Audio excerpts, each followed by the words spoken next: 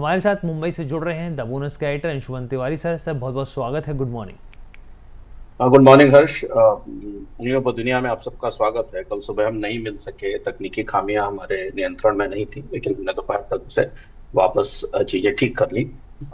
आज खबरों से भरपूर दिन है और ग्लोबल कूटनीति से परे अब अमेरिका की आर्थिक चिंताएं बाजारों पर हावी होने लगी हैं। और इसलिए कल शाम से बाजार कुछ नरम गरम है और कई ऐसे घटनाक्रम हैं जो अगले 2-3 दिनों में पूरी दुनिया के बाजारों के रुख को प्रभावित करेंगे और निवेश को प्रभावित करेंगे। सबसे पहले शुरू करते हैं खबरों का सफर। ट्रंप कुछ निराश से दिख रहे हैं। ट्रंप ने कल ये माना कि पुतिन यूक्रेन के साथ शांति नहीं चाहते। कोई शांति समझौता होने की उम्मीद अभी नहीं बनी है। अगले कुछ हफ्तों में रूस की स्थिति स्पष्ट होगी। और इसके साथ अमेरिका ने यह भी कहा कि अगर जरूरत पड़ी तो यूक्रेन को केवल हवाई मदद दी जाएगी। अमेरिकी सैनिक यूक्रेन की जमीन पर नहीं है। तो देखिए, स्थितियां 48 घंटे के भीतर अलास्का में दोस्ती और गले मिलने और साथ में शांति का वादा करने और मॉस्को आने से लेकर यहां तक पहुंच गई कि अमेरिका को यह कहना पड़ा कि वो इस विकल्प पर विचार कर रहा है कि वो यूक्रेन को सैन्य हवाई मदद देगा। इस घटनाक्रम के बाद यूरोप में स्थिति बदल गई है। नाटो और अमेरिका ने मिलकर नई सुरक्षा तैयारियां शुरू कर दी हैं। रूस और यूक्रेन के बीच अब संघर्ष बढ़ने का खतरा है, शांति आने की उम्मीद नहीं है। इसी के बीच वाशिंगटन की वार्ता के कुछ ही समय बाद रूस ने यूक्रेन के क्रेमेंचुक पर एक बड़ा हमला किया। करीब 270 ड्रोन और 10 मिसाइलों ने क्रेमेंचुक को निशाना बनाया, जो इस महीने का सबसे बड़ा अटैक है रूस का यूक्रेन पर। ऊर्जा एनर्जी रिफाइनरीज और एनर्जी इंस्टॉलेशन को टारगेट किया गया था। इधर यूक्रेन ने रूस के नियंत्रण वाले जेपोरोजिया इलाके पर हमला किया है और वहां से उस इलाके में बिजली की आपूर्ति बंद हो गई है। तो शांति की मेज से वापस जंग और गोली बारूद का आदान प्रदान शुरू हो गया। इधर डोनाल्ड ट्रंप ने वापस अपनी बंदूक घुमा दी है फेड चेयर जेरोम पावेल के ऊपर। एक तो जैक्सन होल की मीटिंग आ रही है जिस पर हम आगे चर्चा करेंगे, जिस पर पूरे बाजार की निगाहें रहेंगी। उन्होंने कहा कि पावेल तुरंत दरों में कम करें, क्योंकि अगर वो नहीं माने तो उनके अधिकार छीने जा सकते हैं। कहीं ना कहीं अमेरिकी अर्थव्यवस्था में स्टैग्फ्लेशन का जो खतरा दिख रहा है, उसका असर हमें डोनाल्ड ट्रंप के इस बयान पर भी दिखता है और बाजार पर भी दिखाई देता है। चीन के साथ व्यापारिक रिश्तों पर बातचीत के बीच अमेरिका ने एक नया काम किया है। चीन से स्टील, कॉपर, लिथियम का जो निर्यात होता है और अमेरिका में आयात होता है, उसमें उइगर मजदूरों के इस्तेमाल के कानून के तहत उसकी जांच शुरू की गई है। इसमें कास्टिक सोडा और रेड डेट्स की भी जांच शुरू की जा रही है।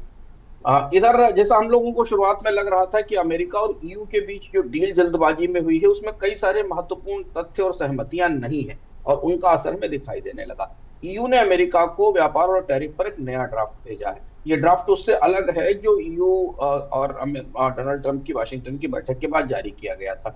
इसमें खासतौर पर ऑटो सेक्टर को मिलने वाली छूट में क्लैरिटी या स्पष्टता मांगी गई है। जर्मनी विशेष तौर पर इस ड्राफ्ट में कुछ स्पष्ट प्रावधान जोड़ने की बात कर रहा है और ऐसी स्थिति में जो टैरिफ समझौता है उसे लागू करने में देरी हो सकती है।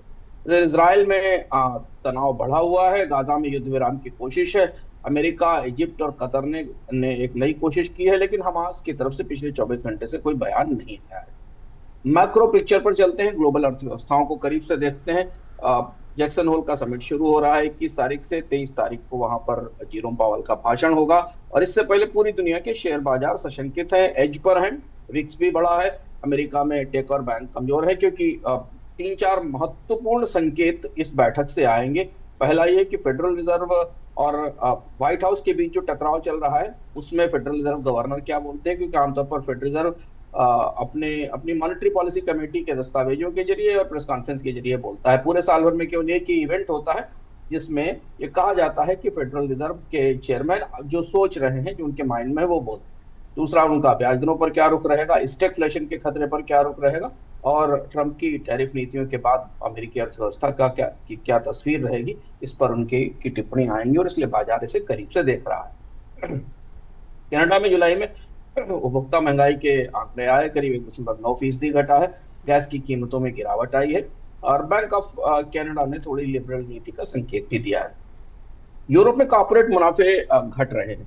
दूसरी तिमाही के अनुमान कमजोर है।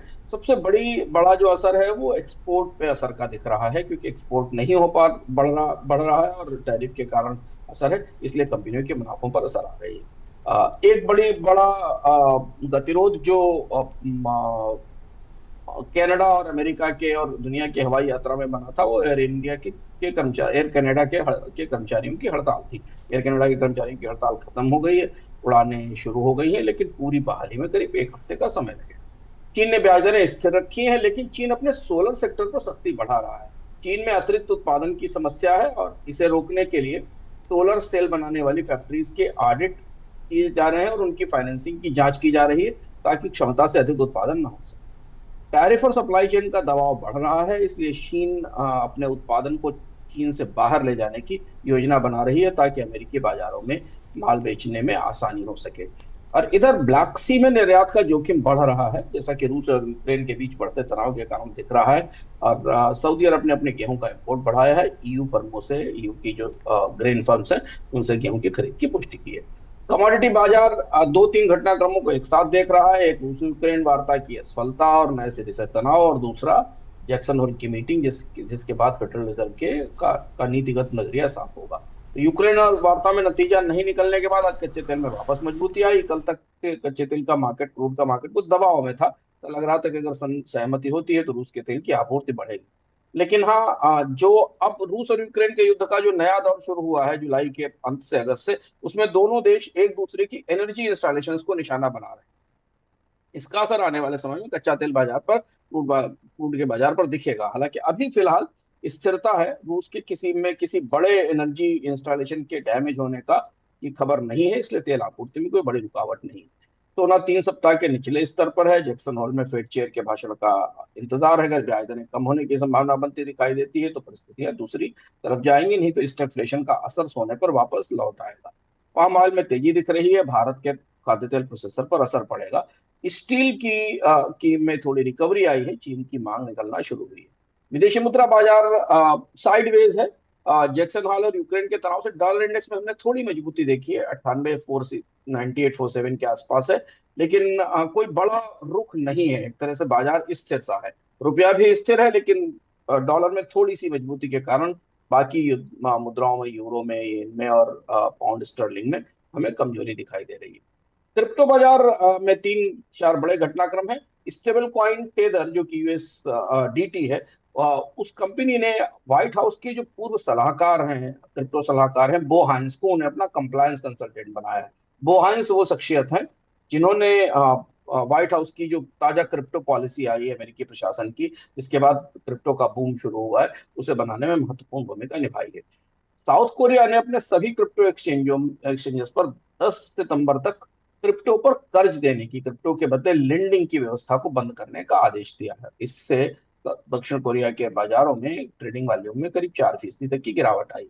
एक बड़ा बड़ा घटनाक्रम कॉर्पोरेट नजरिए से जरूरी है कि गूगल ने डेटा सेंटर और बिटकॉइन कंपनी टेरावुल्फ में अपना हिस्सा बढ़ाया है।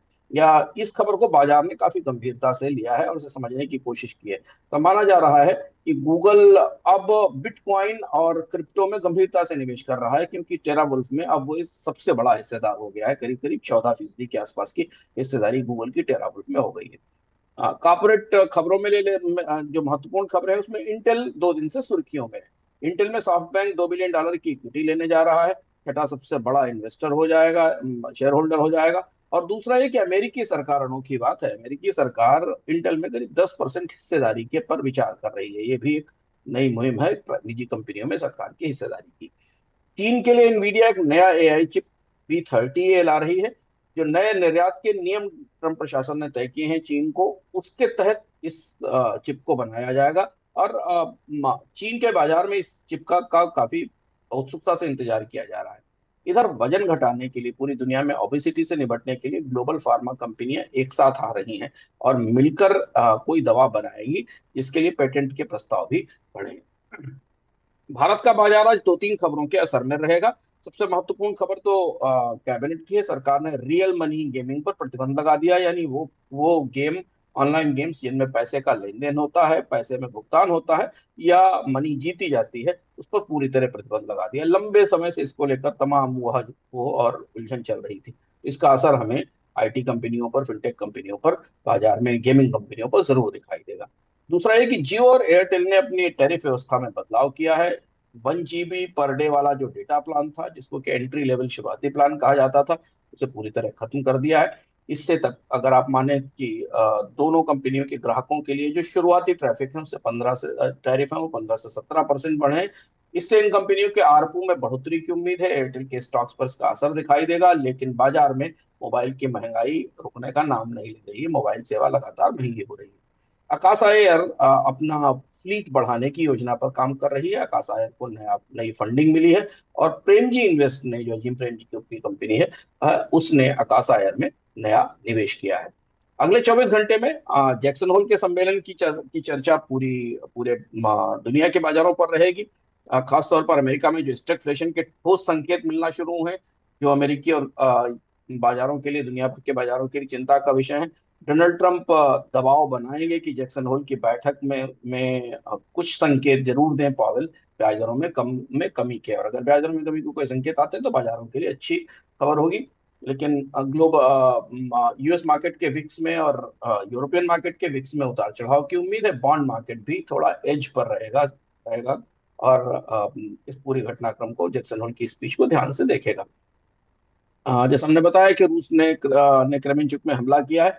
इसके बाद तेल बाजार में अस्थिरता का खतरा है। अगले 24 घंटे में परिस्थिति और निकल कर सामने आएगी कि दोनों देशों के युद्ध में एनर्जी इंस्टॉलेशन को कितना नुकसान हुआ है। उसका असर हमें कच्चे तेल बाजार पर दिख सकता है। चूंकि डोनाल्ड ट्रंप और पुतिन, जेलेंस्की के बीच बातचीत के बाद पुतिन ने कोई प्रतिक्रिया अभी तक नहीं दी है, तो बाजारों को थोड़ी सी सही पुतिन की एक प्रतिक्रिया का इंतजार होगा कि वो इस बातचीत के लिए राजी होते हैं या नहीं। हालांकि यूरोप ने अपनी सुरक्षा व्यवस्था को लेकर नए सिरे से बातचीत शुरू कर दी है। तो बाजार में आज फिनटेक, गेमिंग स्टॉक्स पर ध्यान रखना होगा। और एक असर टेलीकॉम स्टॉक्स पर भी हमें दिखाई देगा। उंगलियों पर दुनिया में आज इतना ही। हम वापस चलते हैं नोएडा स्टूडियो हर्ष के पास। सर बहुत बहुत धन्यवाद तमाम खबरों का विश्लेषण करने के लिए।